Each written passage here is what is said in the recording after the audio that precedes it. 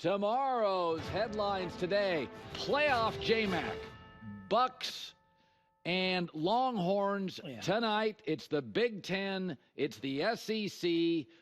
Winner goes to the national championship. What do you got? Yeah, I have some trepidation for this game because, Colin, you talk around to anybody. Everybody's picking Ohio State. Have you heard one person pick Texas? No. The headline will be Jerry's World. Jeremiah's will takes over Texas. Jeremiah Smith. I don't know how you stop him. Now, Texas has two guys that are All-Americans in the secondary. Yeah. Do you double up on Jeremiah Smith? Yes. Because at that point, you just hand the ball off to Henderson and the other running back, Jenkins, and they'll go bonkers. I mean, Henderson averaged 11 yards a carry against Oregon. He averaged 8 yards a carry against Tennessee. It's like, geez, how do you stop this team? Colin, I know this sounds very California-y, but sometimes, like, things happen for a reason, and I think that loss that Ohio State had to Michigan had to happen to this team. They looked nothing in these last two games like they did against Michigan. They're airing it out early. You got to respect the guys deep, and then after that, it softens up the defense for the run game.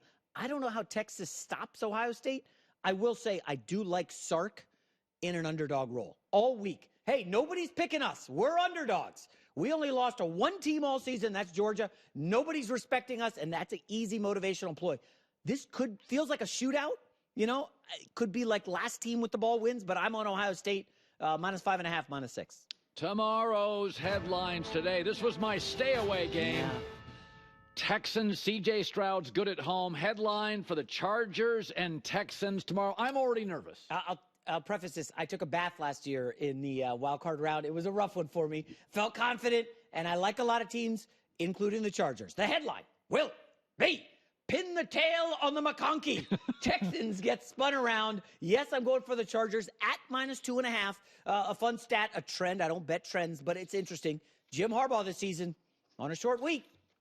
3-0 straight up. 3-0 against the spread. One of the best coaches in the league, getting ready for action. I don't like Josh Palmer out for the Chargers, their number 2 receiver. Don't like it. So McConkey's going to see a lot of Stingley, going to see a lot of Lassiter. And by the way, there's a good quote out there from McConkey. Hey, who was the toughest receiver you faced in your college football career? He said, oh, that's easy. The guy on my team, Lassiter. Now he's got to go against Lassiter, who's with the Texans, having a good year. The real concern for the Chargers, you want to dig deep here, third straight road game. Ended the season with 2 games on the road. They had the early bye, I think, first week in October. So there's a long stretch with no time off. They played their guys last week. I do wonder if they wear down. If you're feeling exotic, looking for a prop, Will Dissly, tight end, I like a lot. And if you look at the numbers, Houston struggles defending tight ends. Go back to that Christmas Day game. Who's Lamar targeting? Mark Andrews, Isaiah Likely. I think there's something for Dissly. So I'm going Chargers -2.5. Tomorrow's headlines today. I think Pittsburgh keeps it close. J-Mac, I don't know. You're very much on the Raven train. Yeah.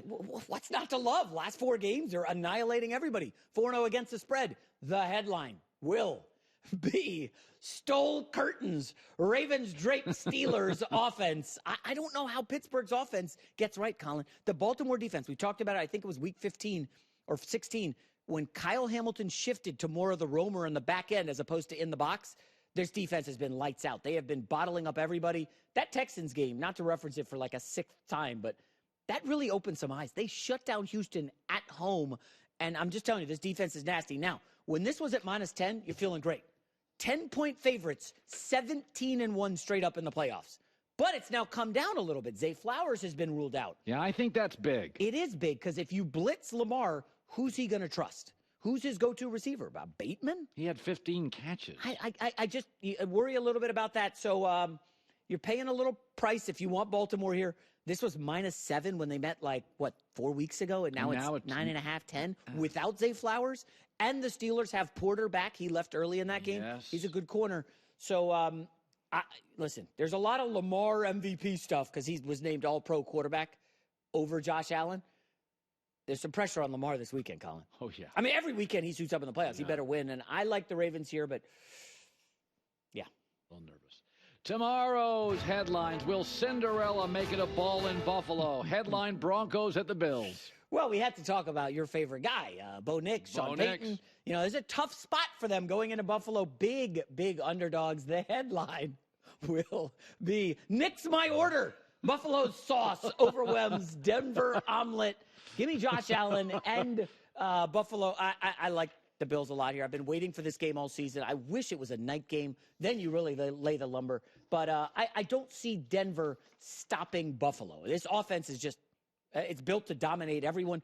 Denver plays one of the highest rates of man coverage. You know what that means. Patrick Surtain's turning his back to defend people. That opens things up for Josh Allen. I did already bet his prop rushing yards. It's 42.5, which is like 10 yards higher than the regular season. The market knows he's going to run. And we talk about this. Late in the season, the big games, Josh Allen ain't risk it, no biscuit. Remember that?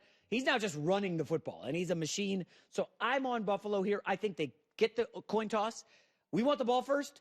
Josh Allen right down the field, and from there, Buffalo owns the game.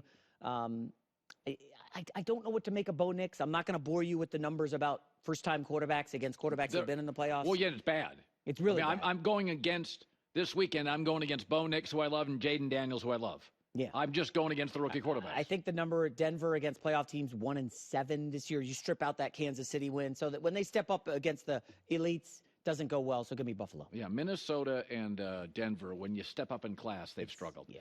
Tomorrow's headlines today, finally, despite being in Arizona, my guy Sam Darnold finds himself in deep waters. Vikings, Rams in a neutral field. We saved this one for last because, honestly, this is probably top 5 headline I've ever done in the years we've had this show. The headline will be Salmon Egger. Can't spell scramble without Ram. I know that's your favorite phrase, salmon, ham, and egger. So we go with Sam Darnold. Listen, I like Sam. He's had a great season, but we showed the numbers earlier, okay? The games against the elites, the Detroit, he hasn't been great. He wasn't great against the Rams. I think McVay's confidence as just an awesome coach here is going to win out over Flores, who, by the way, is interviewing for a lot of jobs and maybe a head coach soon. I saw a stat that the Vikings had more snaps when leading this season than any team in the NFL. When they get the lead, they're great. Brian Flores and that defense, they blitz you. When they fall behind, it's a different story. And that run defense is soft. We saw Detroit. I think Gibbs had 4 touchdowns. It's going to be a big Kyron Williams game. I know Minnesota likes to play cover 2. Hey, we're not getting beat deep. Cooper Kupp, Puka Nacua underneath.